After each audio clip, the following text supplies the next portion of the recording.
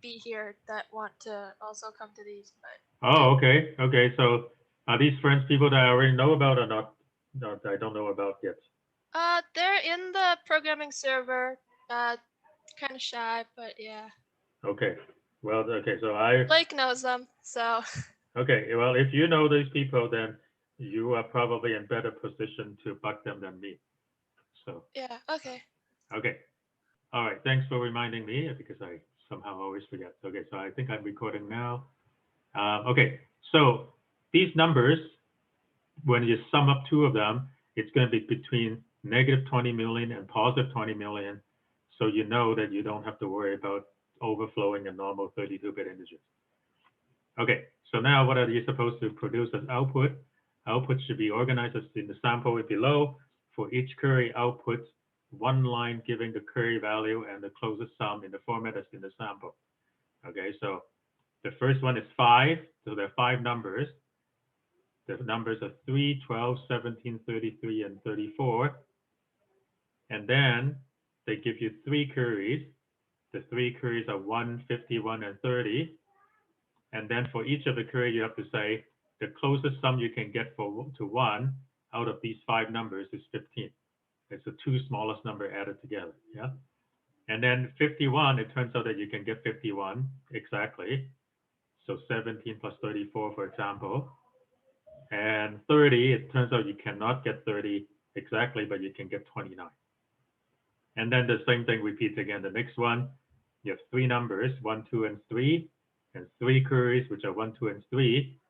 And you must add 2 numbers. So even though there's a number 1 here, that's not the closest query, that's not the closest answer to the query because you cannot just take 1 and add itself, or you cannot just take 1 and not add anything to it. So the best possible result is 1 plus 2, which is 3. You must add 2 numbers together. Okay, so now I guess I'm going to bug people because this problem some people have done. So out of the people, I think Luke and Jana both done it. Luke did 2 tries and Jana did 1 try. So who am I going to pick first? Okay, I'm going to pick Jana because Luke did D. So I'm going to pick on Luke for D. So Jana, what can you tell us what you did for this problem? I think I did it a while ago, but I think I just like checked each possible sum and then found the closest one. I think I just pushed them into a vector, each possible sum, and then like sorted the vector and checked which Okay. one was closest. So you have a bunch of numbers. I'll just call them A1 to AN. And all possible sums, basically, if you just do something like for I from 0 to N, well, I could, sorry, I'm using C++ kind of indexing, it should be better. From 0 to N minus 1, and then for J, from I plus 1 to N minus 1, then you want to say, look at AI plus AJ. If you run this loop, this is, of course, big O of N squared time, okay? Well, this is roughly N squared over 2, all the distinct pairs, but anyway, it's big O of N squared time, and you look at all the sums. Now, the thing is, for each query, when you have, in each case, once you have these sums, it doesn't matter how many queries you answer, they are all the same, right? These sums are all the same. The list of numbers don't change. So you can form these sums or into and make the push them, you say push these into a vector. So you can have a list of all these sums. And then in the query, you want to be able to quickly search this list. And if you're going to search list, the easiest way or the fastest way to search it is if the list is sorted using binary search. So you're going to sort the list. So I call sort the vector. And then for each query, you can use, so whatever the query is, the value that they're looking for is X. You can use binary search to look for X in the vector. Okay, if you find it, then you're done. Because if you find it, it means that you have an exact match. There is nothing that can be closer than that. But what if you don't find it, right? What if you don't find it? So let's say you have a list in your vector. Let's say you have numbers like 3, 7, 9, maybe you have multiple 9s, who knows? And maybe you have 10, 13, 15, let's say. And you're looking for, let's say you're looking for 11. Okay, so let's say you're looking for x equals 11. So if you're using binary search, you're not going to find it. So then the question is what to do. So in C++, there are actually many variations of binary search. There's something called binary search. So this is in the C++ library if you include algorithm. And this is the one that actually is, for me, I think the one that's used least often. Binary search will tell you true or false, whether it's found or not, and then also an iterator. Actually, maybe the best way is for me to load up a web page like CPP reference. And then where do I search? Where do I type in the search? Where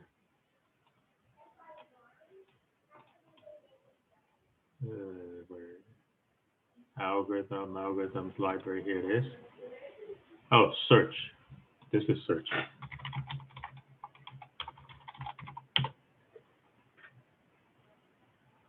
Okay, send me back to here. Okay, binary search. The easiest if I just show you an example.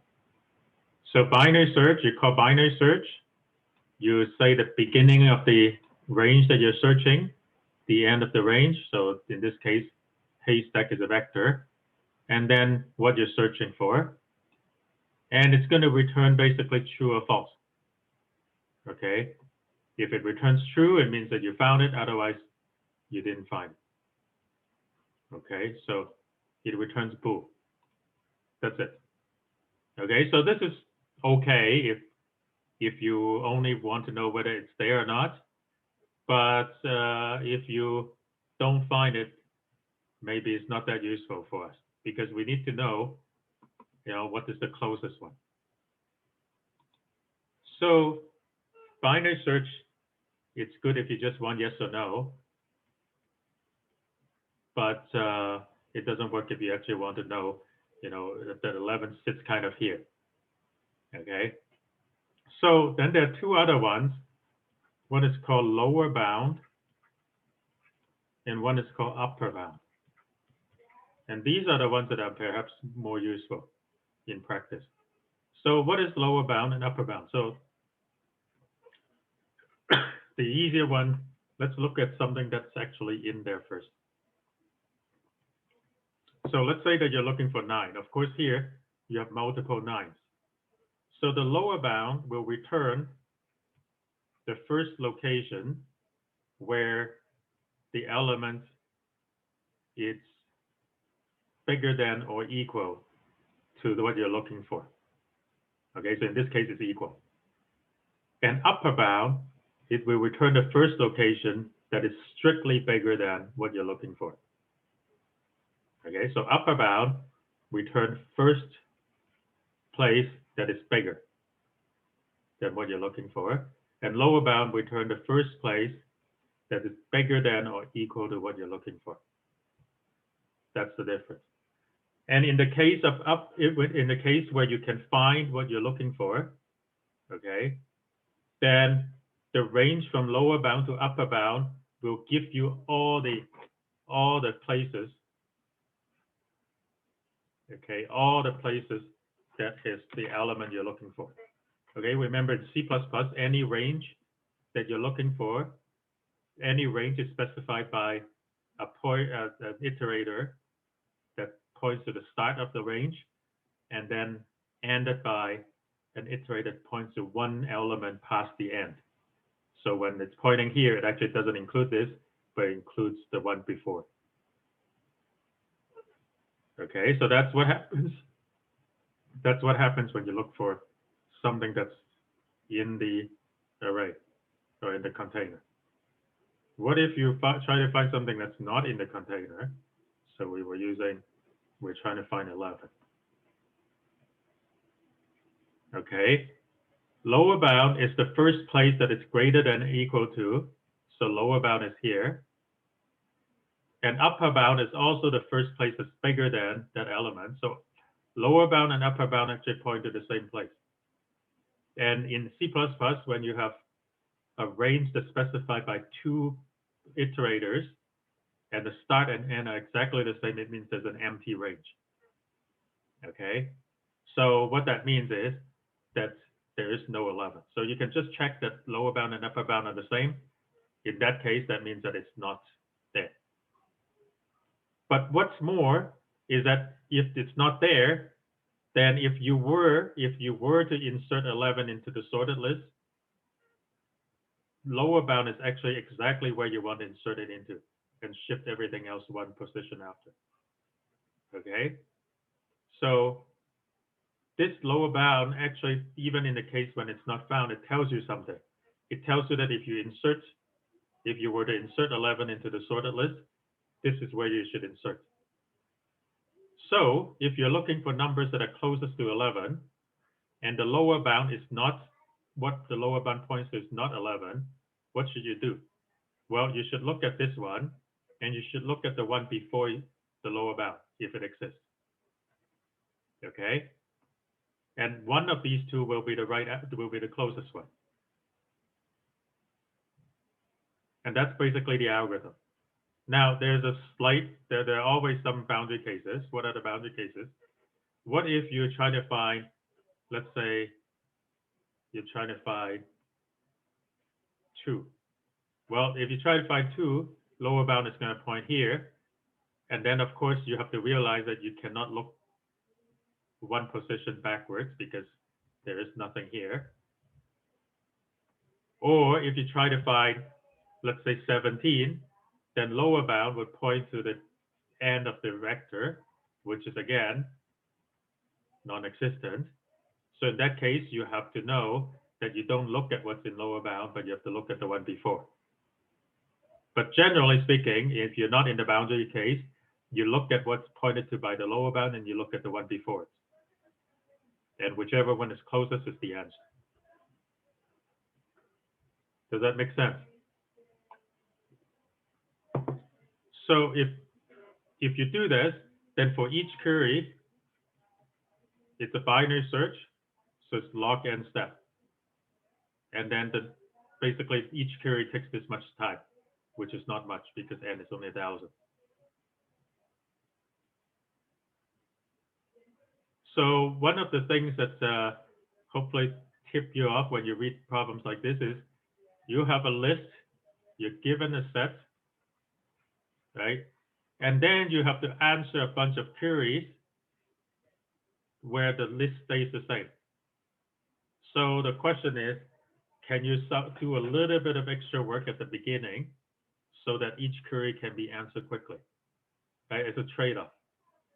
And a lot of times it involves sorting or building some sort of data structure that allows you to search for things quickly. Okay, I don't really know if I want to show you the code. Well, why not? Okay, so let me make it slightly bigger. Okay, so the first part, I just keep on reading the number of elements, and then I keep track of how many cases I have seen, print the case label. I read in the numbers here. Okay, so not very exciting. Then, wait, what is this? Oh, hang on. This is not my submission. This is actually a submission that I made on behalf of somebody else. To check if that works. Okay, my submission is actually down here. Okay, this is actually better because this actually works. This is actually what I was talking about. Okay, so I read in the numbers here. Okay, and then here, so I don't know why Caddis format my code funny, but basically I do this loop to put all the elements, the sums, into this array. So you can use vector. I use an array. It doesn't really matter. Sums and just count how many things I put in it. I actually don't really need to count because I know exactly how many. It's n times n minus 1 over 2. But anyway, then the next thing I do is I sort. Okay, so I sort them. Then for each query, I read in what you're asking me, and then I call lower bounds. Okay, so one thing about the lower bound and upper bound and so on in many of these STL algorithms is that when it returns an iterator, it will return an iterator to wherever the element is supposed to be pointing to. But what I wanted was an actual index. I don't want a pointer or an iterator. I actually want the number. So the trick is that I take the iterator that's returned by lower bound and I subtract from it an iterator to the beginning. So the iterator from beginning. So normally, if it's a vector, it's going to be something like v.begin. But this is not a vector. This is just a normal array, and the name of the array is it's a pointer to the beginning of the array. So that basically turns it into an integer index. And then what did I do? I basically looked. Okay, so I decided to look forward and look backwards. So I always look at this one, I look at the one before, look at the one after. I guess I don't even have to look at the one after. And I make sure that it's actually inbound. And if it's inbound, then I check if it's actually closer. And if so, I update it. And then I print out the answer. So that's basically what I did. Yeah, I think the things that I could have made better, based on some of the things I said, I actually don't have to even look at the one after, and so on. But believe it or not, this problem was where's the source of this problem? The source of the problem was a Waterloo programming contest, a local programming contest to select the Waterloo teams back in 2001. So that's 20 years ago. And this program that I wrote actually was from 20 years ago. So in those 20 years, I managed to smarten up slightly. But anyway, this was a problem that's 20 years ago. And oh yeah, unfortunately, I submitted somebody else's solution yesterday because there was none of this binary search. It was just a brute force search for every single query. And I thought that it would not be accepted. I thought it would run too long. And unfortunately, it was accepted. So why do I say unfortunately? Because 20 years ago, when this problem was first posed on the machine that was used to judge the submissions, that would not have passed. Even, but now I guess the machines 20 years later are so much faster that with the bounds that they give you, 1025, the brute force approach will work. But if you make these numbers, I don't know, 10 times, 20 times, 100 times bigger, then that other approach would not work. Maybe 10 times bigger is enough. Anyway, so that's that's this problem. Now, any questions before I go on to something else? Comments? Okay, so now I wanted to have switched to something else. This is a problem that Blake, let me get, how did I do this? Okay, let me see. The last time I tried to hit erase everything, it crashed everything. So I'm gonna actually create a new page. Okay, so let me move some of this stuff out of the way so you can actually see better. So the problem, this is on LeetCode. I guess LeetCode, for many of you, if you heard of this, it's a site that's used by many companies to prepare people for their technical interviews. So I was asked how to do this problem. So given an integer array nums, return all triplets num I, nums j, nums k, such that I and j and k are all different, and the sum of these arrays, the sum of these three elements is 0. Notice that the solution set must not contain duplicate triplets. So for example, if you have these numbers, that they give you this array, then you take -1, -1 plus 2, so -1, -1 and 2, or -1, 0 and 1, you add those together, they will give 0. And constraint is that the length of these arrays is up to 3,000, and the numerical values are at most 100,000. So again, it's 100,000. So when you add three numbers together, it's not going to overflow an int. So you never have to worry about that. So this is kind of similar, right? You have a list of numbers. And this time, instead of asking you, giving you a query and ask, is there two numbers that add up to that number and or closest one? What you're asking is there AI plus AJ plus AK, it's equal to 0, right? And if you think about it, it's kind of like the previous problem where the query is, you go through each of the question, asking for every single element, can you find two numbers that sum up to the negative of that third number? More or less. Now, why did I say more or less? Because there is a problem that it could be that maybe the number that you have to choose, the two numbers you have to choose, is actually also one of the numbers may be also AK. And then you're not allowed to use it.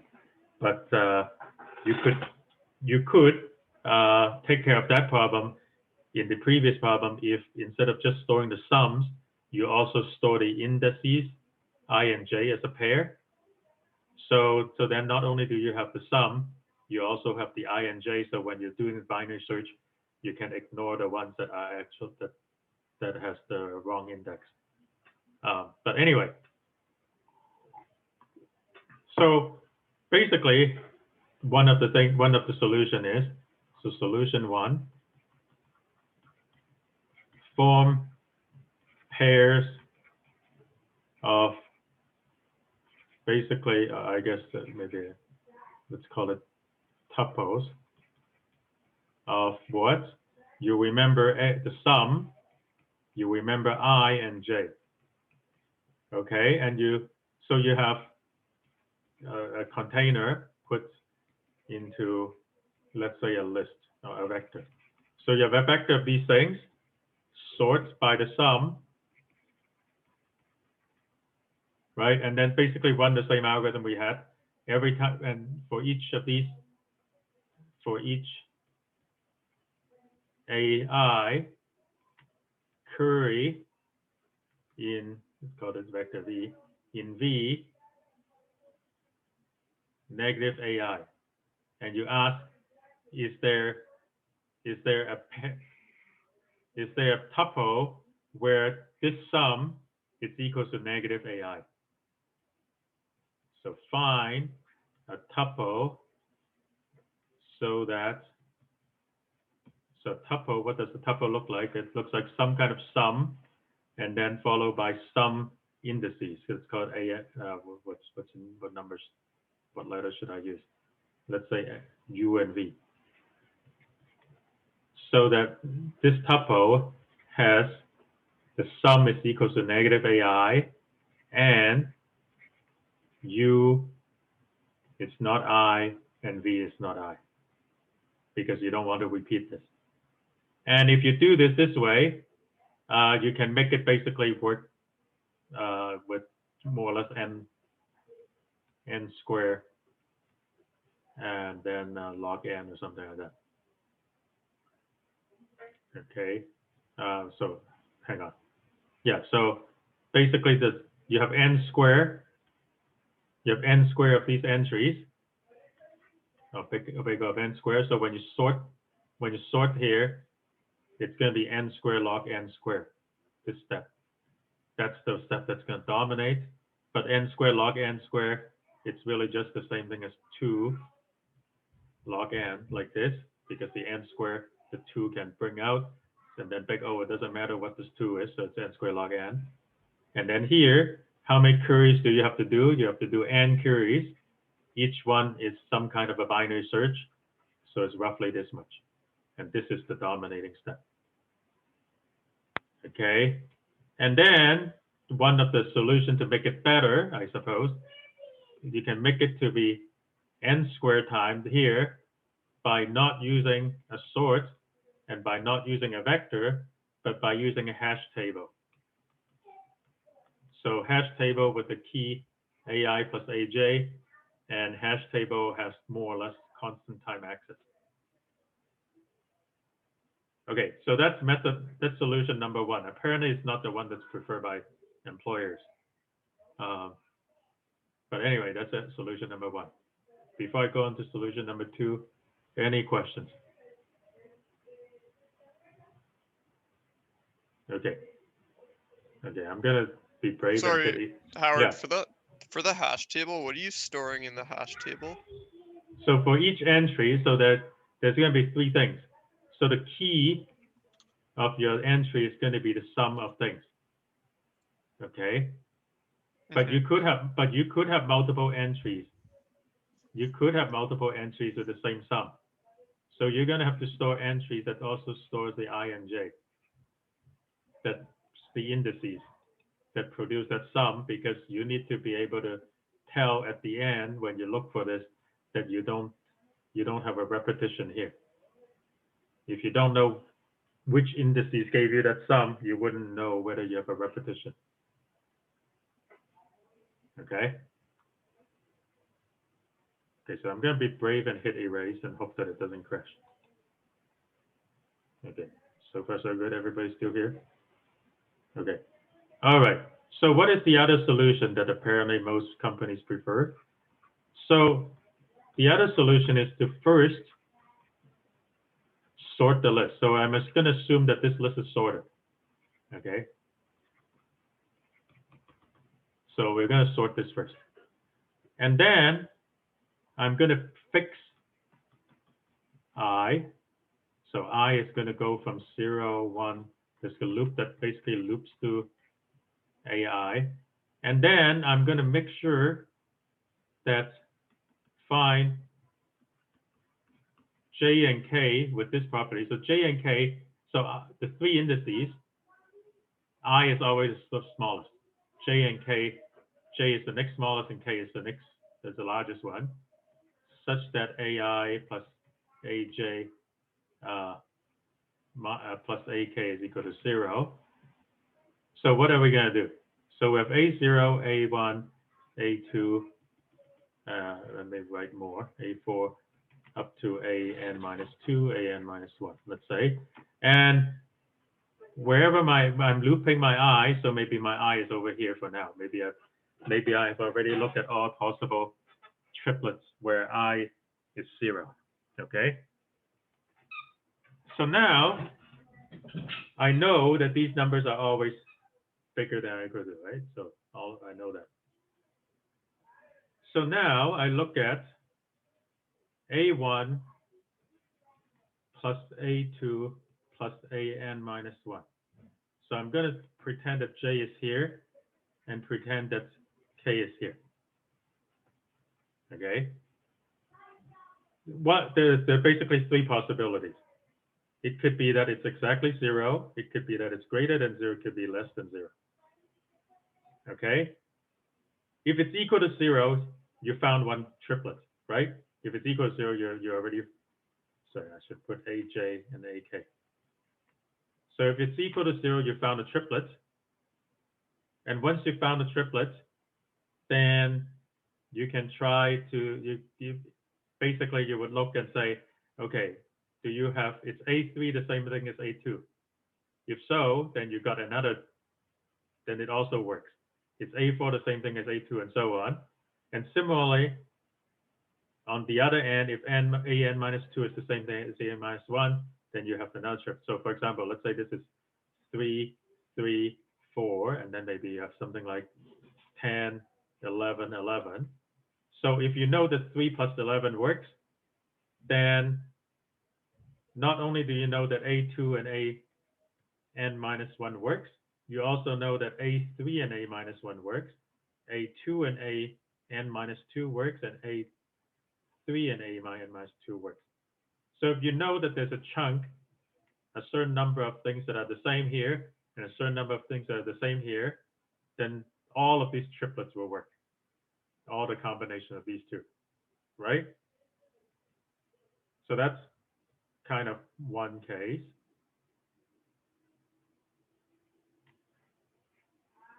Okay, so now, what are the other cases? So let's make things kind of, instead of the same, let's make them different. So let's make them 4, 5, 10, and 9, and so on. Okay, the other case, it could be that this is too big. If this is too big, okay, then moving J this way will not make it any better, because moving J this way can only make the sum bigger. So if it's too big, then you must move this one back by 1. So in this case, you have to decrement K, because that's the only way you can possibly get closer to 0. Because if you're too big, you must make the big number smaller. And similarly, if you're too small, if you're less than 0, then the only way you can make it bigger than getting closer to 0 is if by incrementing K. Sorry, incrementing J.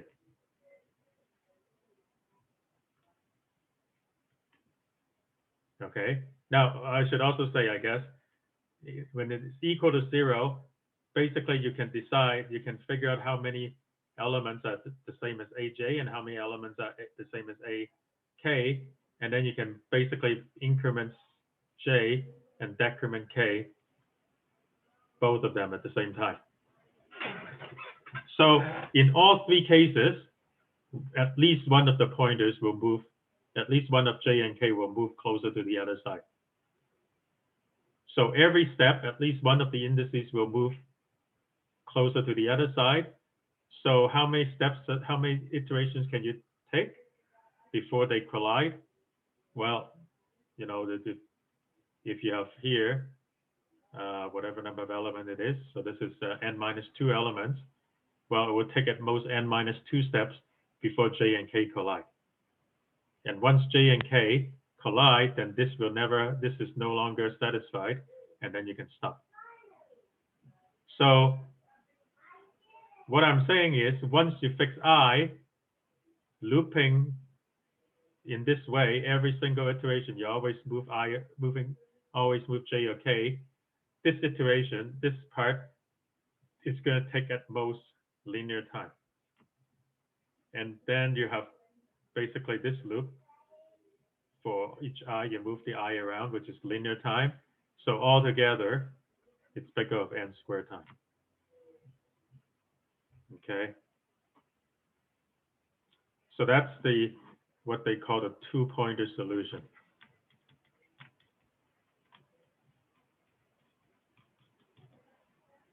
Okay, so this is a solution that doesn't require any complex data structure. So for each iteration, like for each I, we start searching at J is I plus 1 and K is just the end of the array, right? That's right. Okay. And then for like the edge cases, you had to be careful because like you said, like A3 and A4 could be the same. Yeah, so when it's You have to equal to contain 0, that. Yeah. yeah, when it's equal to 0, you have to be careful. Okay. Yeah. Yeah, that's clever. Okay. Thanks for going over that. Yeah. Now, there is one thing that I guess I have to say I am lying here, and in fact anybody that tells you that the algorithm is big O of n squared is lying to you. Why? Because it's possible that the size of the output, the number of triples that you have to produce, is actually big O of n cubed. Imagine that they give you, so if they give you as an input an array of all zeros, then in that case, every single triple, it's a possible answer. And if you have, and every single triple, it's basically n choose 3, which is bigger of n cubed. It's roughly n cubed over 6. Okay? So if you actually have to produce all the n cubed triples, there is no way you can have an n square algorithm. Okay? Because just writing down the answer would require n cubed time. And where is this hidden? Where it's hidden is in this step. When it's equal to 0, and I said that what if you have multiple entries that are the same this n and multiple entries that is the same here, then you have to look at all pairs, right? You can't see this here. You have to look at all pairs here and put it into your answer. If this range, it's bigger, so if I have 5 things here and 6 things in the front that are the same and 6 things in the back that are the same, then you actually have to produce 5 times 6 or 30 different pairs here to be tripled with the I that you chose. So this algorithm, in the worst case, is actually n cubed time. But there's nothing you can do about it, because if the answer, if they actually want you to produce n cubed things in the answer, what can you do? Just writing down the answer will take n cubed time. So this algorithm, it's sometimes people call output sensitive, meaning that in the good case, where the output is not very large, is n squared time. But if your output actually requires more than n squared, then you will of course have to do more than that. You have to do basically work that's related to proportional to the size of the output, which of course you cannot avoid. Okay, so I don't know if the places that you look at this online really make this point, very fine point. Quite often they do. They don't really make that distinction. But anyway. Oh yeah. I don't know if I should say this because this is recorded. Do not make the mistake of doing a search for threesome in some other variation. Apparently threesome can be some other strange things that you might find on the internet. Anyway, so I'm not gonna say more about that. Okay, where am I? Show that stuff. Dreamer, and I don't think anybody here actually tried. Nobody here is Noam Cohen, right? I don't know.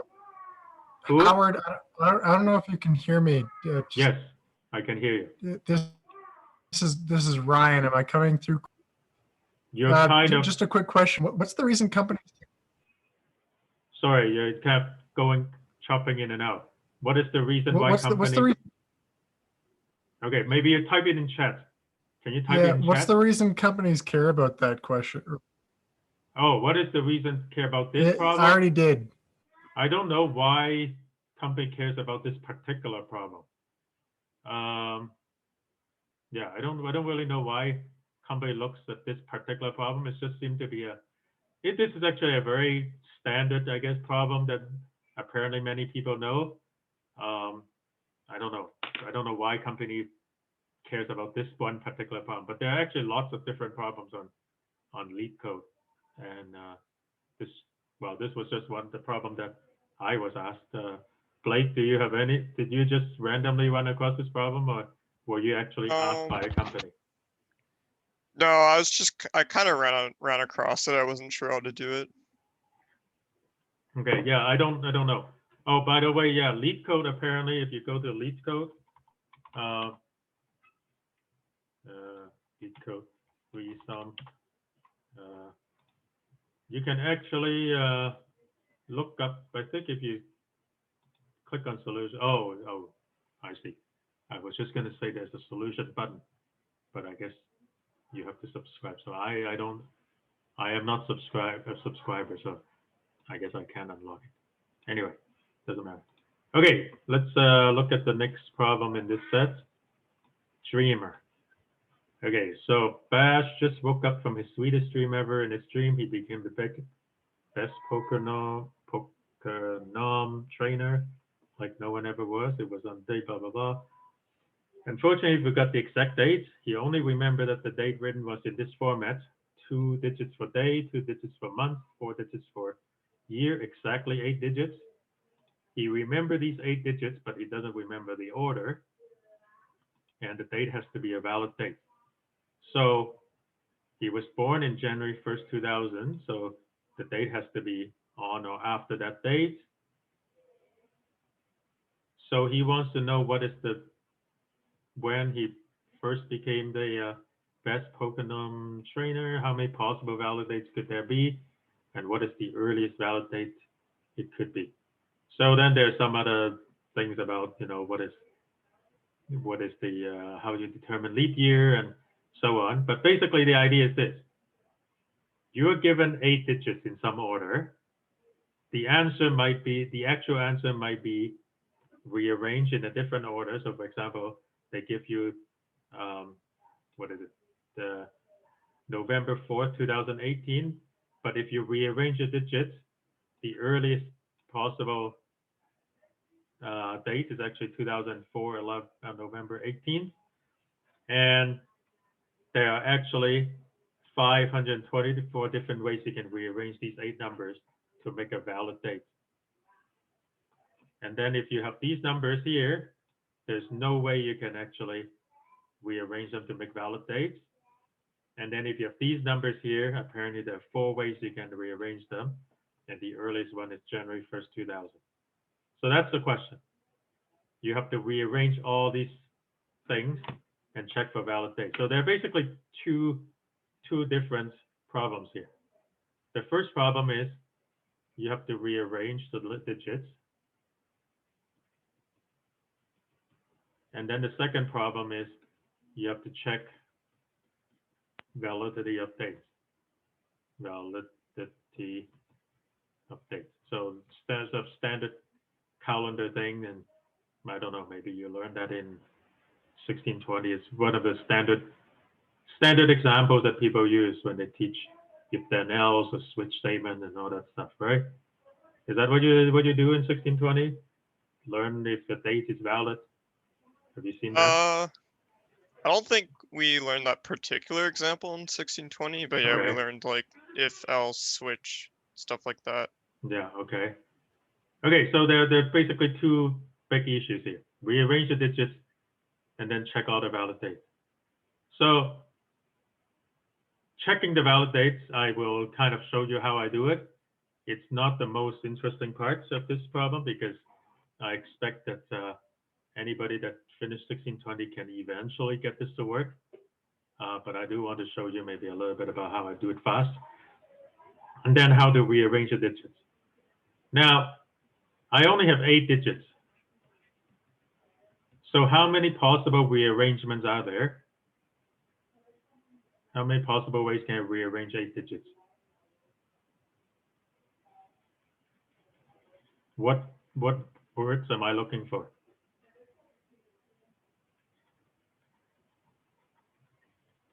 The number of permutations, right? So how many ways can I permute 8 things? Anybody? Do they still teach this here in school? 8 Apparently- factorial. That's Yeah. what Ryan said in chat too. Oh, okay. Sorry, I'm not keeping up with chat here. Hang on, kind of. How am I? Okay, maybe I should open a chat window so I can see what's going on. Oops. Because if I don't have the chat window, blah, blah, blah, 8 factorial. Okay. Yeah. Okay. So now that I am doing homeschooling with my grade 1 kid, I can no longer tell you that this is what you learn in grade 1 because apparently they don't teach that in grade 1. Okay. So 8 factorial. So 8 factorial. What is 8 factorial? I don't know if anybody can get that off the top of their head, but I'll just say not large. It's definitely less than 10,000. So really there's no difficulty trying all of them. But it's actually not 8 factorial. Why is it not 8 factorial sometimes? Because you can have duplicates, right? So in this case, for example, 0 appears 5 times. So it's actually even less than 8 factorial. And you might remember in this case, it's 8 factorial divided by 5 factorial because there are 5 repetitions of zeros and there are 2 repetitions of ones and so on. But in any case, the important thing is it can only make things smaller. Okay. Now, how do you actually generate all these permutations and perhaps more importantly, make sure that you don't generate anything repeated, because if you have repeated digits, you don't want to repeat the permutation and count them twice. And the idea is that you don't actually do anything.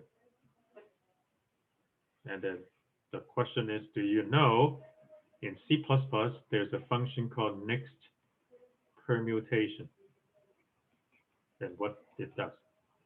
So next permutation, if you give a container, so let's just make it an array, call it, okay, it doesn't matter. Okay, you have some values here. And this array does not even have to have unique values. You can have duplicates. It will just work. The first thing that you do is you sort the array. Okay. So the sorting array will give you 2, 3, 3, 4, 5, right? And then this is one of the few times in your entire life in C++ that you would use a do-while loop. And what next permutation does, next permutation, so you say a plus 5, like this, it will take this and then we'll move on to the next permutation. What is the next permutation? It's the permutation that is different from the previous one. And also, if you were to sort it in sort of dictionary order, it will be the next one up. So I'll just write the next field.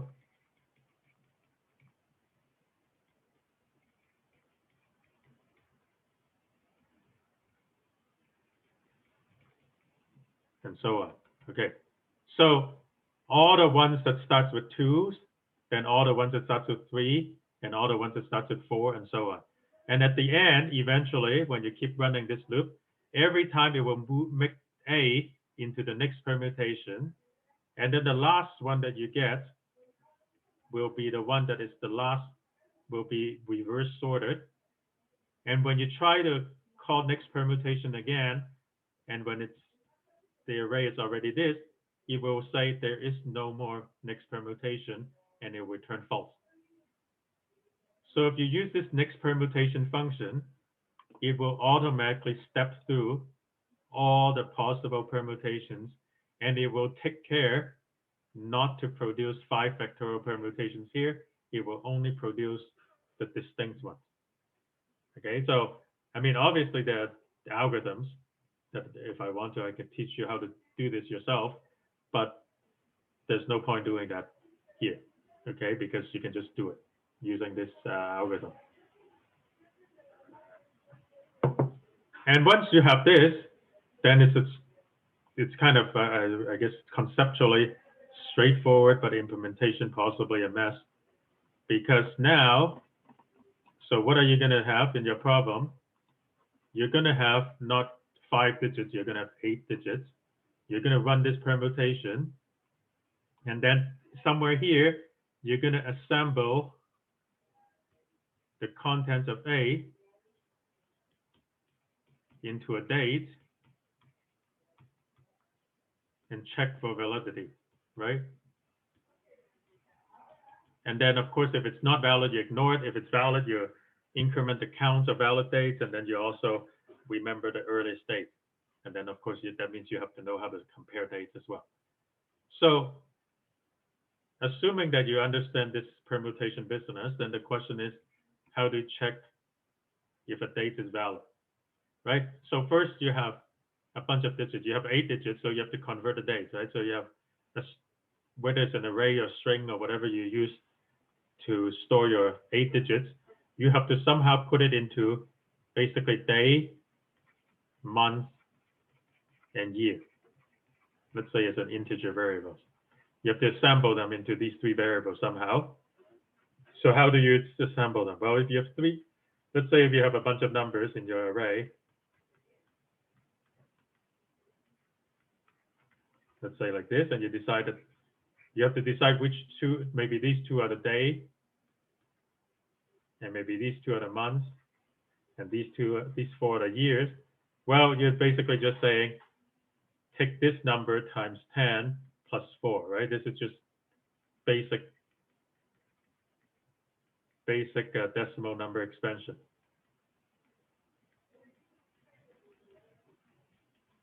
Okay, you can convert it like this.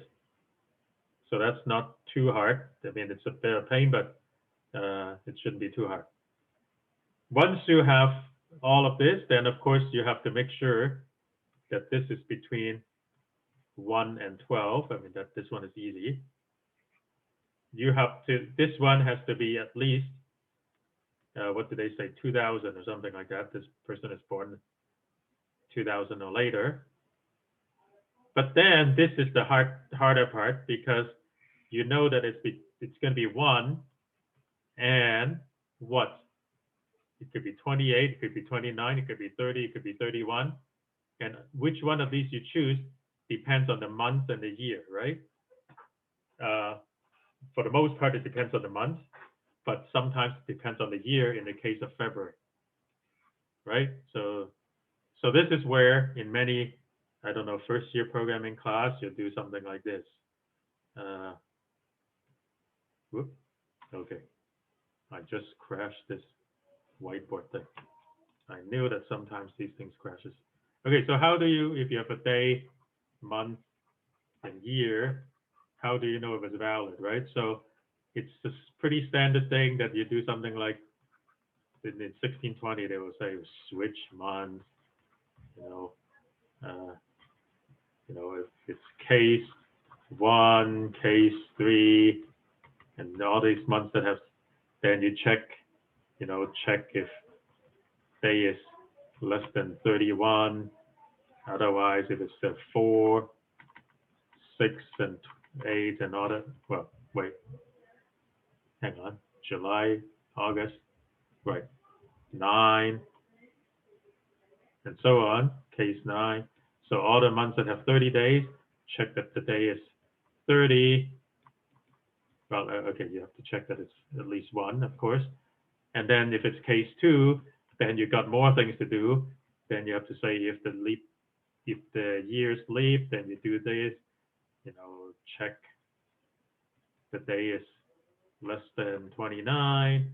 Otherwise, check the day is less than 28 and all that stuff. So this is probably, if you're taking 1620, you will be told to write code like this. Okay, maybe you write a function that's called days in months that takes the month and the year, and it will return how many days in a month there is, and then it will, inside there will be a switch statement that looks kind of like what I just wrote. Does that kind of look familiar to what you see before? But I don't like writing this code at all. I don't write this switch statement at all.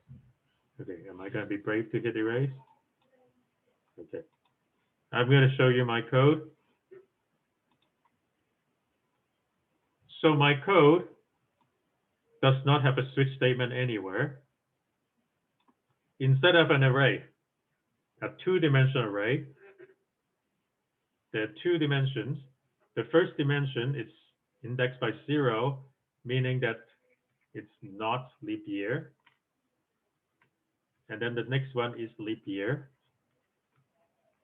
And then on the index, on the second dimension, this is the month, 1, 2, 3, 4, all the way to 12.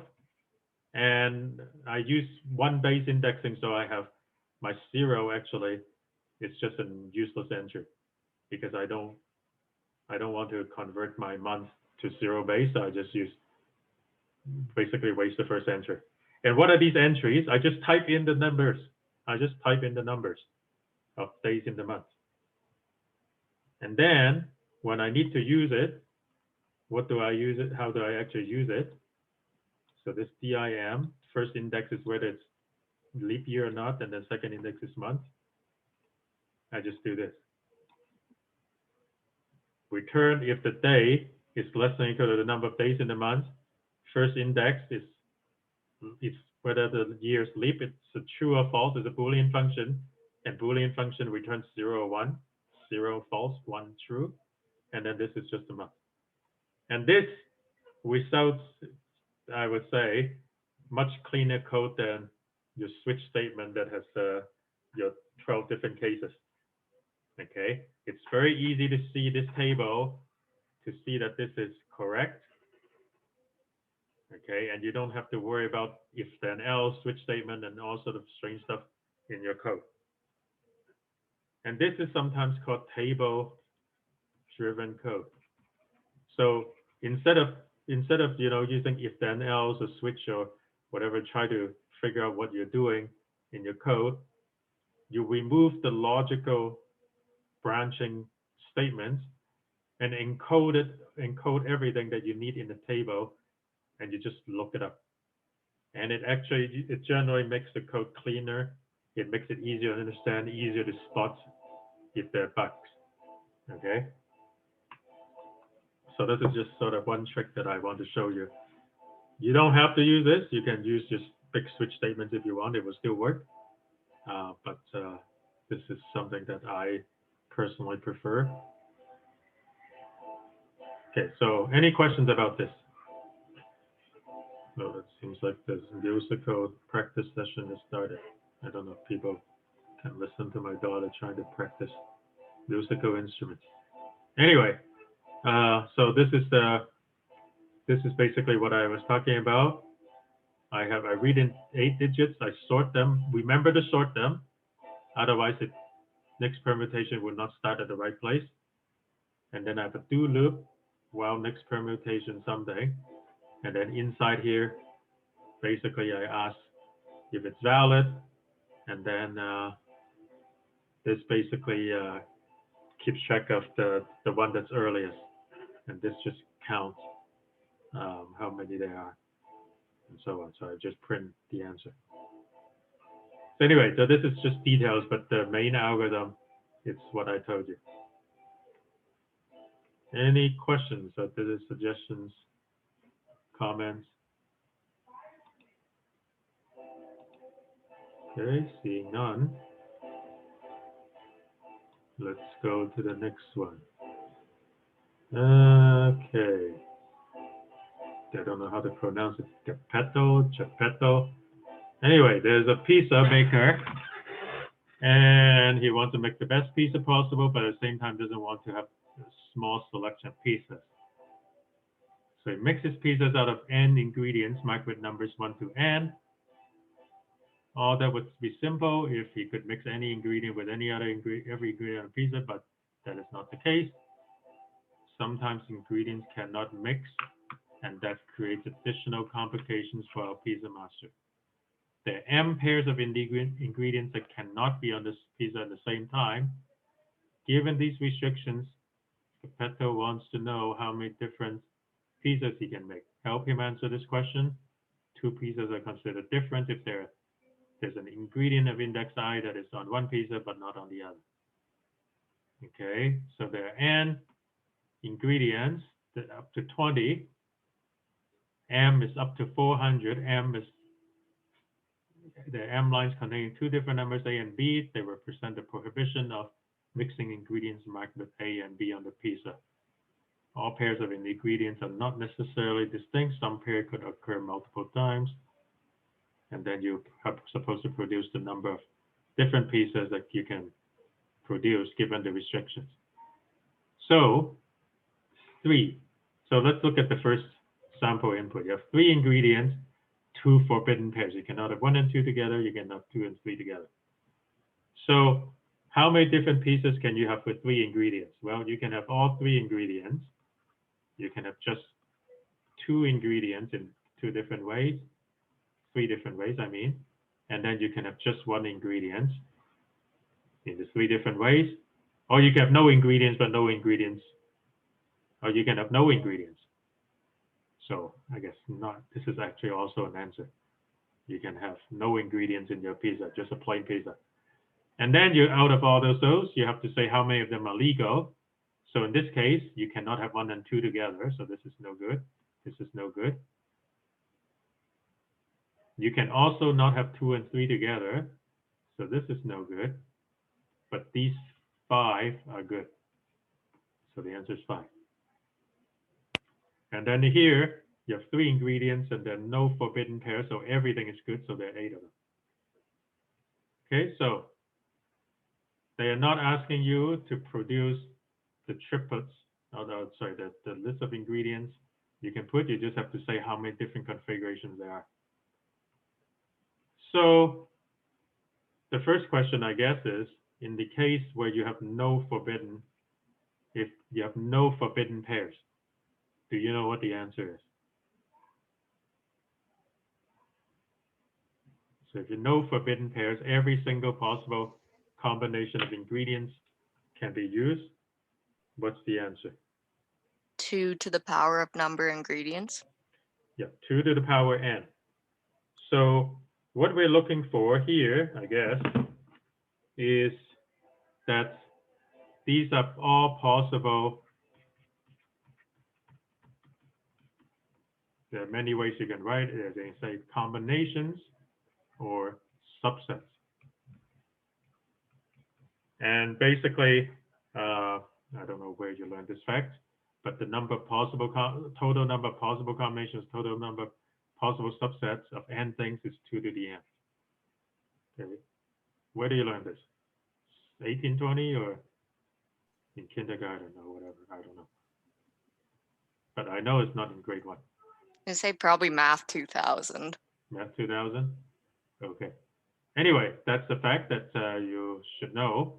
So if this is 2 to the n and n is at most 20, then the biggest possible answer you can get, all the answers you can get is up to 2 to the 20, which is about 1 million. Okay, it's not exactly 1 million, but a little bit over 1 million. But in any case, it is not that big. So what does that mean? That means you can actually try all, it's actually conceivable that you try all possible combinations, and for each combination, you check to see if each of these combinations violates any of these constraints. So basically brute force search. Okay, and how many seconds do they give you? 1 second. Okay, 1 second seems a bit small, but actually it's not that bad in today's computers, even though 2 to the 20 is 1 million, and then you say, well, I could be checking 400 things. But if you, the main thing is if you ever see a pair that's violated, you don't even have to check the rest of the pairs. You can stop right away. Okay. So, and if you have a lot of pairs, then the number of, that actually a lot of the combinations will be eliminated quickly. So actually it won't take you that long to do this computation, even if you search everything. So then the next question, I guess, is how do you generate all possible combinations of n things? For most problems where you do this, you can actually represent the subset as an integer.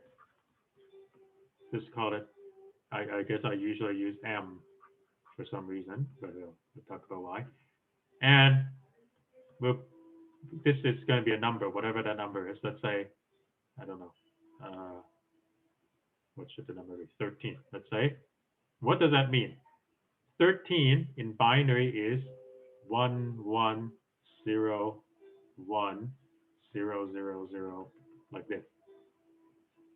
And I'm going to use the binary representation to say that this represents the subset that contains item 0, item 1, and item 3, with zero base indexing from the right, from the least significant bit. Okay, and it does not contain item 2, item 4, and so on. Why do I do this? Because if I just loop this M from 0, so 0 is the empty set, all the way to 2 to the n minus 1, 2 to the n minus 1 would be a subset that contains all n bits are on, that will go through all possible subsets. And it's relatively easy to go through the subset. You just write a for loop. Of course, once you have this M, then you have to pick these bits apart. But it's not that bad. So let me show you my code then. So my code here, so I read in N and M, then I read in the pairs of bad things that they talk about, okay? Now, one of the things that I could have done it here, but I decided not to, was these ingredients, maybe somebody tell me that 1 and 2 should not go together, but I'm using 0 base indexing, so actually I mean this 0 and 1. So this is what they give me is 1 base, but what I want to use is 0 base. So I probably could have decrement the entries right when I read it, but I don't, so I end up doing the -1 when I actually use them. Okay, but anyway, that's a minor point. So what did I do? I look at, I lied, I didn't use M, I used S for set. So I just loop, this is from 0, 1 left shifted by n bits, that's the same thing as 2 to the n. So it's going to loop from 0 up to, but not including 2 to the n. And then for each value of S, for each subset, I check if anything is violated. So what do? I originally believed that nothing is violated.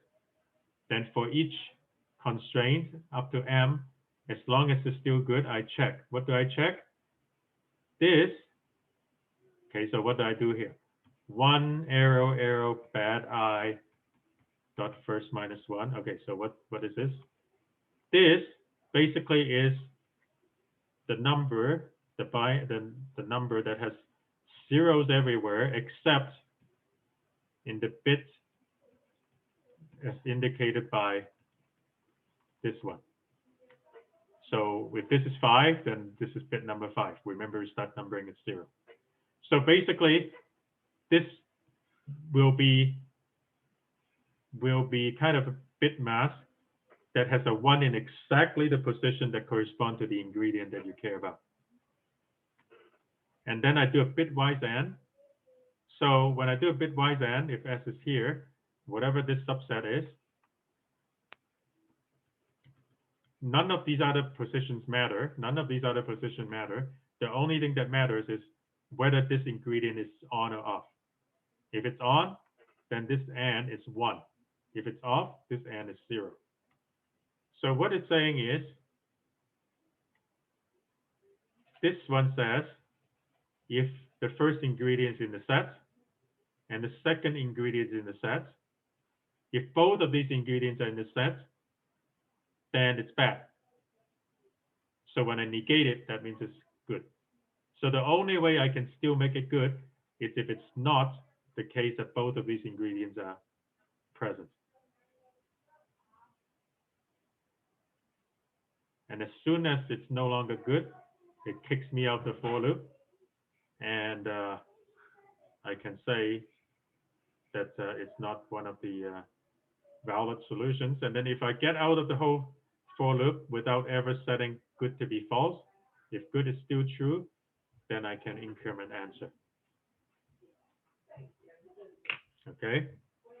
So the actual algorithm here is not that difficult, but I do want to show you this technique of looping through the bits for checking all the subsets. And then, of course, you do have to pick apart the bits to figure out which items are in the subsets and which items are not. Okay, let me just quickly check the chat. Oh, there's a couple more things in the chat. What does the chat say? Oh, okay. Anyway. Any questions or comments about this?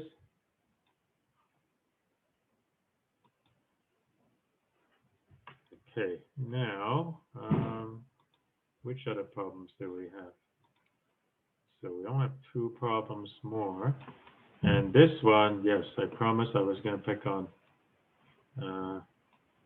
Luke because he did this problem. So let's first read the problem. Okay, so you have a microwave oven. This is a keypad. 1, 2, 3, 4, 5, 6, 7, 8, 9, 0. And if you decide to type something, you can start anywhere. And if you type something, so let's say you hit the 1, then the next key that you type either has to be the same key, or it has to go down or has to go right. So you can never go up and you can never go to the left. So here, for example, you can type 14780. You can type 1114780. You can repeat like 1447780, but you cannot do 365, for example. Okay. And you don't have to start at 1, you can start anywhere. So you have a keyboard like this, and the query is, so you have 200 cases, you're going to be given a K, which is 200. Based on these rules, you want to type something, but you might not be able to type exactly what you want. So if somebody tells you 98, well, there's no way you can do 98. Okay, but you might be able to do, I don't know, 88. Or maybe you can do 99, right? So you can do 99, but you cannot do 98. So what you want to do is that given the number K, you want to enter a number that is as close to K as possible. And if there are 2 solutions, you can enter any one of them. Okay, so this is kind of like the closest sum problem, but you're not looking for the sum. You're looking for the closest way you can type this sequence. The input is a number, up to 200 of them, and each number can be up to 200, from 1 to 200. So for example, in this case, if they tell you 180 is what you want to type, it turns out that 180 can be typed exactly. So let me just scroll up and see if that's true. Oh yeah, while you are doing this, you can skip. So you don't have to, when you go from 1 to 4 to 7 to 8 to 0, you can decide not to touch 4. The movement of the hand has to be like this, but you can skip some buttons on the way.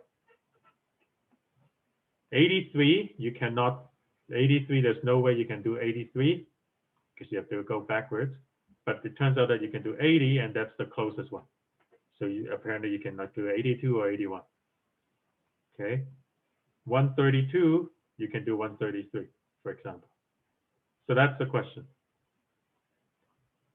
Now, I said I was going to put Luke on the spot, so can you tell me what you did? I kind of made like a graph in a way. Okay. And then like I'm just gonna pull up. So for like 5, for example, I made like an adjacency list. So at index 5, there's a vector that has 6, 8, 9, and 0, because that's what you can touch from 5. Okay. And then you input this string. And then if for the first input, you have a 1. And if from 1 I can touch 8, then I just continue until I find something that I can't touch. And then if I get that, then I get the highest or the closest. So like for 83, 8 can't go to 3, but I would get like the closest number to 3 that 8 could touch, and the highest number it could touch, so 0 and 9. And then I'd make a new compare kind of 2 strings to see which Okay. one would be closer. So I'm drawing this kind of a adjacency list, if I haven't screwed up. This is kind of what you're saying. Yeah, right? yeah, plus every number includes itself as well. Oh, yeah, okay, sure. Yeah. Every number includes itself. Yeah. Okay, I'll just kind of put that in here. And then 9 goes to 9. 8, this can go to, let me move this thing out the way. Oops. I'll then move this thing out the way. So 9, 7, 8 can 7, 9, 0, and 8. Okay, so now that you have this adjacency list, you say that again. What Like do you do next? you have your input. Yeah, so input is, let's say, 83.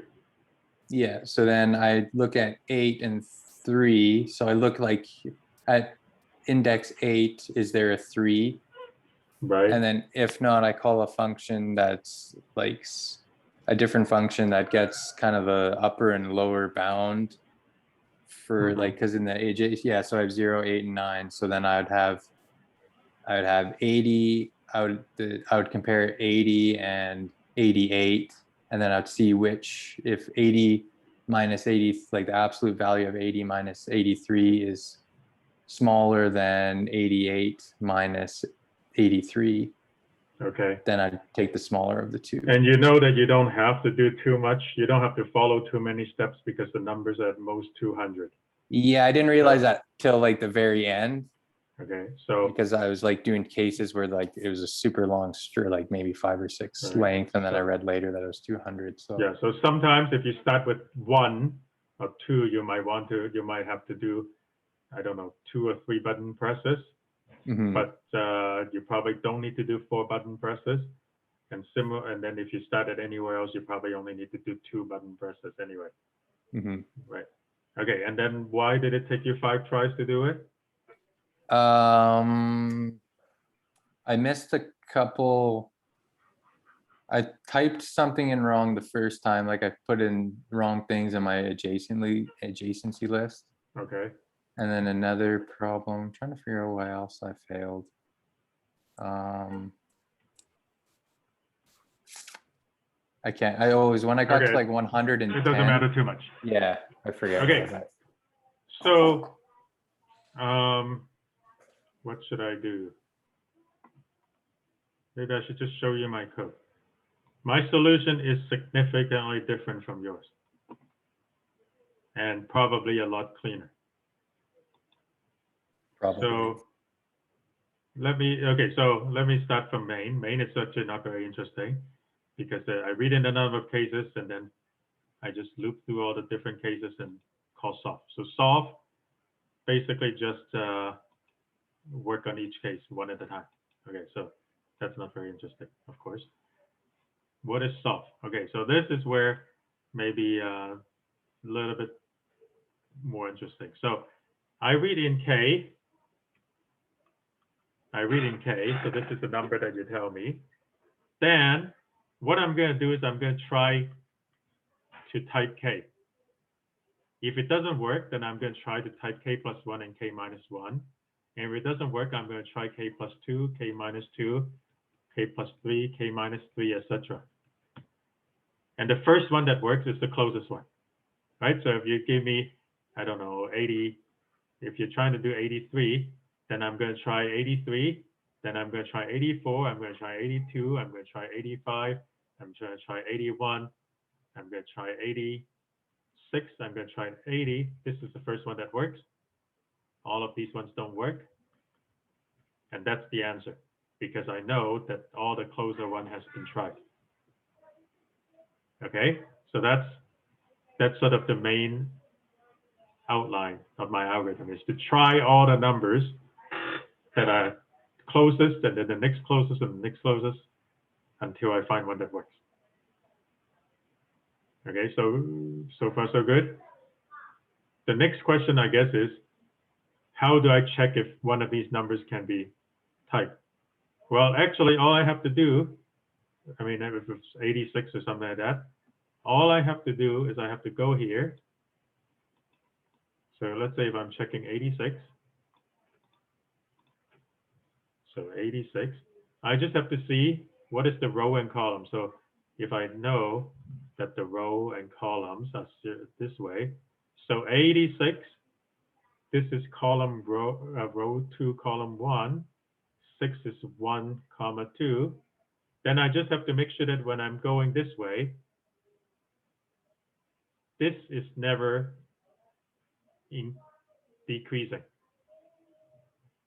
right? So when I look at the rows from the, basically, it cannot decrease in either row or column. And that's all I need. When I go from one number to the next, the row and column cannot decrease. If any one of them decreases, it's invalid. And that's actually all there is to it in my algorithm. So I'll just show you how I check if something is valid. And so again, I have this table. So I don't even try to figure out how to turn, I don't know, a key into which row or column it is. I just look it up and then I just type it in the array. 0 is in row 3. The first 3 numbers are in row 0, row 1, and row 2, and then the column of 0 is in column 1, and then they repeat in 0, 1, 2, 0, 1, 2, and so on. I mean, I could, if I want, write this in some kind of arithmetic way. You know, if it's 0, I do something. Otherwise, I do some kind of division to figure this out. But I'm not even going to bother. Okay. Okay, then, if you tell me whether, if you ask me whether a number is valid, well, if k is less than 0, if somehow you ask me a negative number, then for sure it's not valid. If it's 0, then it's valid. And then I actually decided to, if I have a number like 86, I actually decide to work backwards. The reason is, if I have a number like this, it's easier for me to pick the digits from the least significant digit backwards. So I decide to work backwards. So while k is bigger than 0, pick up the last digit. So this is the last digit. And then k, when I divide by 10, that basically is the remainder of the number. I make sure that as I go backwards, the row is decreasing and the column is decreasing. Okay, because I'm going backwards, so I want things to decrease instead of increase. And then if it's not the case that it's decreasing, then I know it's not going to work. So I return false. And basically, I just keep going through the numbers and make sure that the row and column are decreasing. I do set the current, initially, the current row and column to be something so big that it's the first digit is guaranteed to be decreasing, just to make sure that I can get things started without having a special case. But otherwise, that's pretty much the algorithm that I use. So I think, you know, the graph or the adjacency list approach for sure can be made to work. And of course you did. So it's not a surprise when I say that you can make it to work. But both conceptually and also in implementation, it is likely to be a little bit more messy than this, right? Because the way that I have it, basically I just check each number. Can you do k? Can you do k plus 1, k minus 1, k plus 2, k minus 2, and so on. And then checking each valid number is actually relatively simple if you pick it up one digit at a time. Okay, does that make sense? Any questions, comments? Yeah, it's a lot less than what I put. And then yeah, I did get it right the first time. So see. Okay, anyway. So that's another way to do this problem, and probably a little bit cleaner. Okay, the last problem that I want to talk about is this thing called Dobra. I don't think anybody here tried it, did they? No, one person tried it, but is it one of ours? I don't know. I tried it there and I got it wrong, but I figured out why I got it wrong. I forgot to change one value from an int to a long. Oh, did you manage to fix it? Yeah, I got it, but I figured it out just after the time I ended. see. So. Okay, actually, I have no idea who is talking. I can't figure out. Matthew here. Oh, okay, okay. Yeah, because I couldn't tell. I see. Okay, yeah, I have to see which one is unmuted. All right, anyway, are you Emacs in here or are you somebody else? I am in the Emacs group, yeah. Okay. Oh, there's a group of Emacs. Blake had said earlier in the chat, a bunch of us joined a team. It's all UF people on the Emacs team. There's like 5 of us. Oh, okay, so I see. Okay, We at were the working on very. it together. Oh, last I night. see. Oh, okay, okay, that's fine. I just didn't know who Emacs was. Is that an acronym of somebody or just the name of the editor? I guess it's not really an acronym of the people in the group. Okay, it doesn't matter. Yeah, it's just the editor. It was just an inside joke between friends and stuff. So. Oh, okay. Now, I don't know if I should show this, but you already seen this if you care to look. Where does this problem come from? Croatian Open Competition in Informatics. So I don't know. Do you know what these competition in informatics are? Have you heard of these things?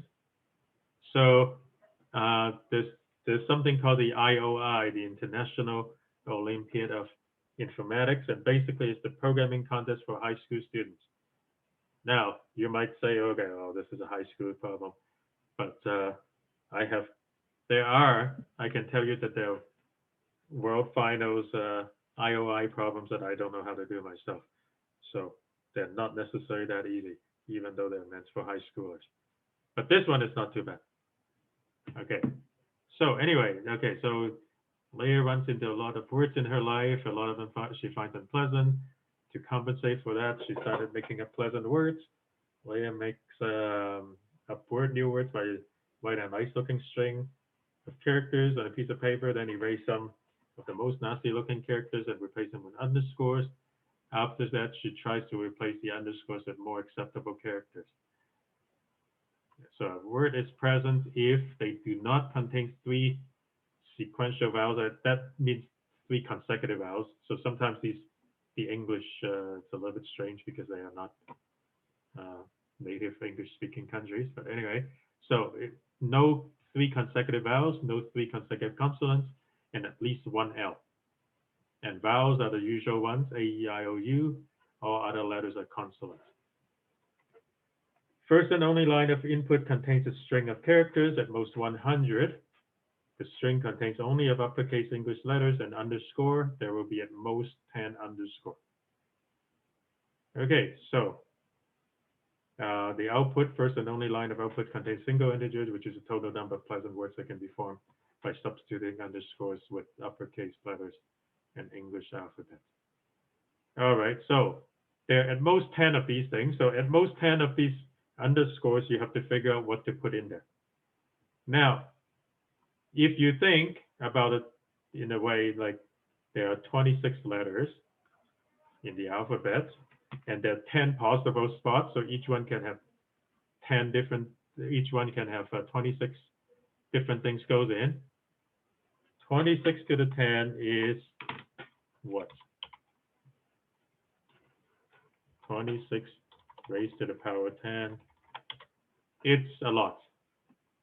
Okay, just for comparison, 2 to the 20 is this, 2 to the 30 is this, 2 to the 40 is not even that. So anyway, there's no hope you can try them all. I guess that's really the main issue here.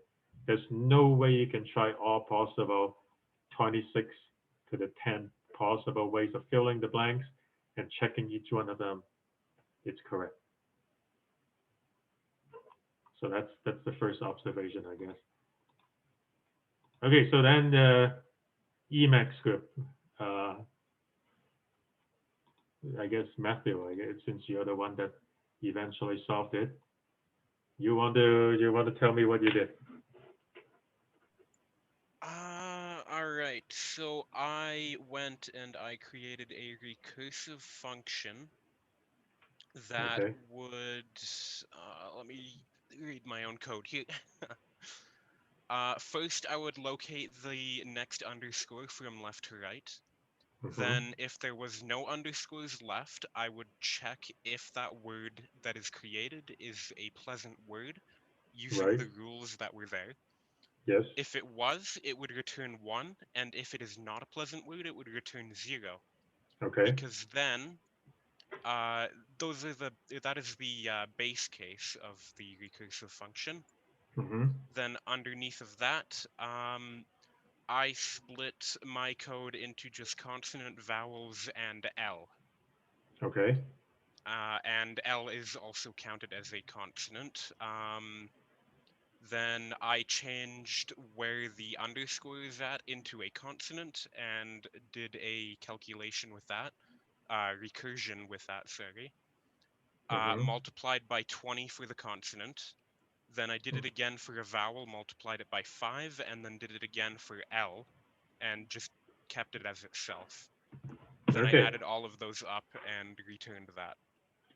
Right. So let me just try to summarize. So when you have an underscore, you have to put in some letters, but really, because of the way that you have to decide whether a word is pleasant or not, you only have you really don't care if it's a vowel. You don't really care if it's A, E, I, O, U. You only care that it's either a vowel, a consonant, or an L. Now, the consonant and L kind of overlap. So two of them, L is also a consonant, but somehow L is treated differently. So what I would say is that when you choose these three possibilities, it'll be consonant. Is that how you spell consonant? Other than R. So all the consonant other than R, you you kind of pretend that they're the same because they're essentially the same. And L is sort of a special thing. So then you basically try for each slot, for each of these slots, you try three different things. You can try putting an A in, let's say, okay, and see if it works. If it works, you know that you can also put in any of the other four vowels in. So if it works, whatever that gives you, you have to take that answer and multiply that by 5 because there are actually 5 vowels. Similarly, when you try to put in a consonant, whether you put B or C or D or E, no, not E, B, C, D, F, and so on, as long as it's not an L, they are basically the same. So you might as well just put a B in there, check if it works. If it works, then whatever answer you get, you can multiply by 20 because there are 20 consonants that are not an L. Okay. And then finally, if it's an L, well, you just try an L, and there's no need to multiply anything. I guess you can just say multiply by 1. But, and the standard thing to do when you have a bunch of fill in the blanks, as Matthew says, you would fill it in one at a time and recursively call the function and say, fill in the next blank, fill in the next blank. And if you get to a point where there is no next blank to fill, then you hit the base case, and then it's either good or not good. Okay. So let's if you do it this way, basically in each blank you have 3 choices. It's either consonant, a vowel, or L.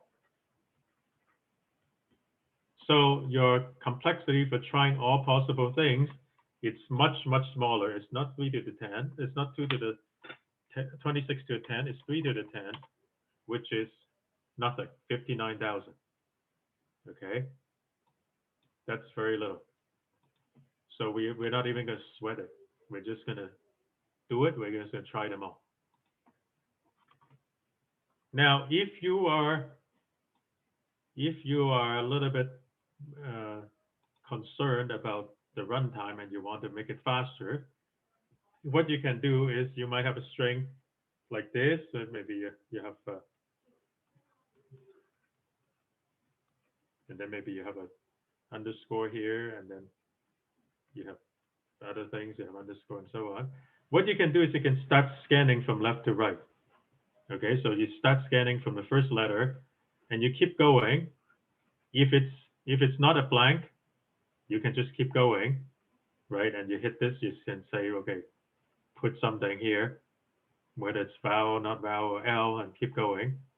But actually, in this case, you don't even get there, because every time you get to a point, you can check, have you already seen 3 consecutive vowels or 3 consecutive consonants? And if you are here, you see that the last 3 are all consonants. You don't even have to do anything else later. You can just stop the search, because no matter what you put from this point on, there's no way you can get rid of this problem. Okay? So it's not just here. So for example, maybe you have something like A, B, C, and then a blank, and then like this, and then whatever else. Here, as soon as you decide to put an L or a D, you know that you can stop. There's no way to continue, because you already have a violation. So if you really want to make it more efficient, you can do what's called prune. You can do pruning, that you cut off the search as soon as you realize that it's not going to lead to any feasible solution. You can stop right now. Okay, if you want to do that, that can potentially reduce the search space and reduce the number of things you have to search for. But since in this case, you only have to search for 59,000 things in the very worst case, it just doesn't make a lot of sense to bother with pruning, because you have to write more code, more chance to get it wrong, when the code itself, even if you do the most brute force thing, it's not going to take too long anyway. So here's my code. Basically, I have a recursive function. So I read a string. I have a recursive function that takes 3 things. It takes the string, of course. It takes the index. So I'm scanning from left to right. So it starts at index 0. And then I have this thing called multiplier, which kind of remembers what's my current multiplier. So I don't return 0 and 1. I return something else. But if you return 0 and 1, then I guess you don't need this multiplier. Okay, so what's going on here? So if okay,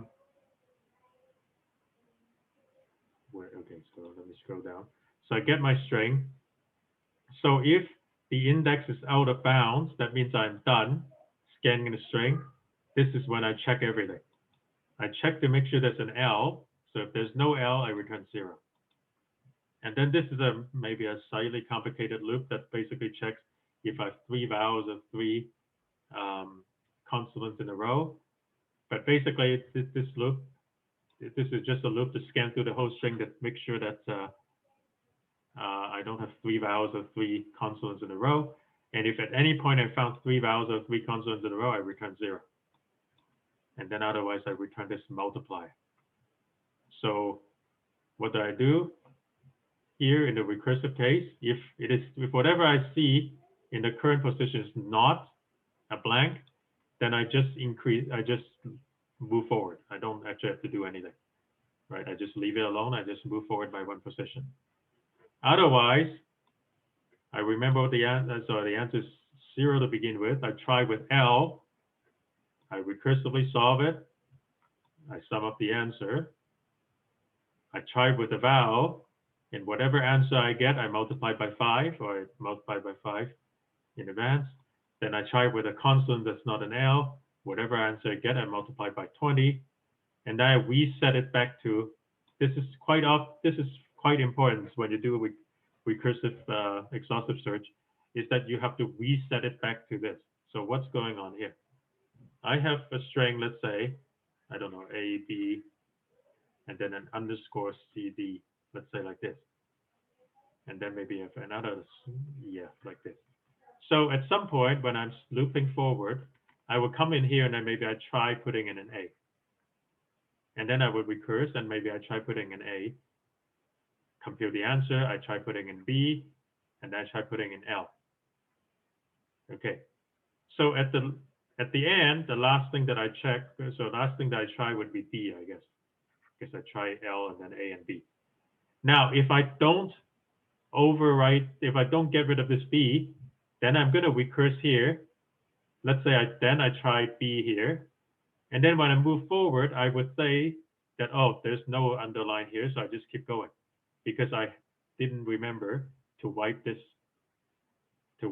try back to an underscore. So I would just think that this is a given character. There's nothing I can do. So it's important that when you do this recursive exhaustive search, that when you're done trying all the different possibilities, you remember to reset it back to blank so that when you come back down to here again, because up earlier you would try a different thing, when you come back down to here again, you would not be tricked to think that you don't have to do anything because you forgot to overwrite it.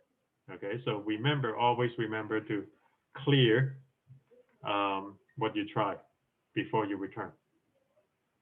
So as long as you remember that, this is actually not that hard to write.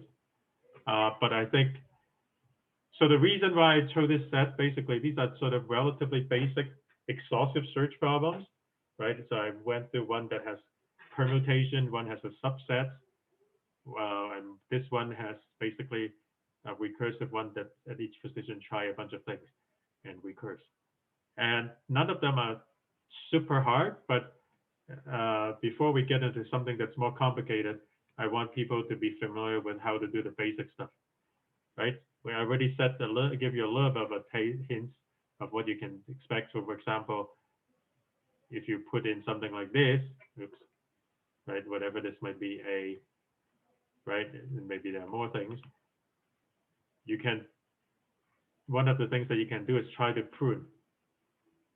Because at this point, as soon as you see this, there's no reason for you to go forward anymore and spend all this time to do other things, because it's not going to lead to anything, because there's 3 consonants in a row, right? So if we want to get into tougher problems where you have to do early pruning, well, of course, it'll be more complicated than this, and you just have to be, I guess, comfortable with the basics, right? Before you can get to the harder stuff.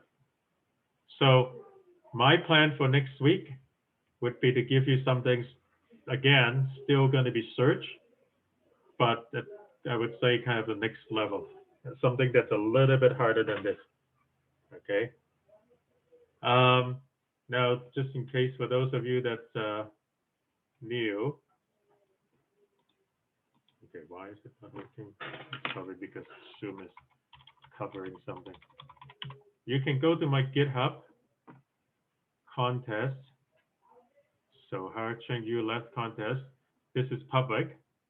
And you can go to Caddis, and all my solutions can be found here. So if you want to come back and look at some of these in your own time to see how I do things, and which problem was it? Looking at Dober. Dober is here. So you can see my code right here. Okay, so if you want to take a look later on, you can go to this repository and check it out. And if you need help with anything, if you're not sure what's going on, there's always Discord that you can ask a question. Okay, so I'm gonna stop here. Let me stop the sharing and stop the. Do I also stop the recording?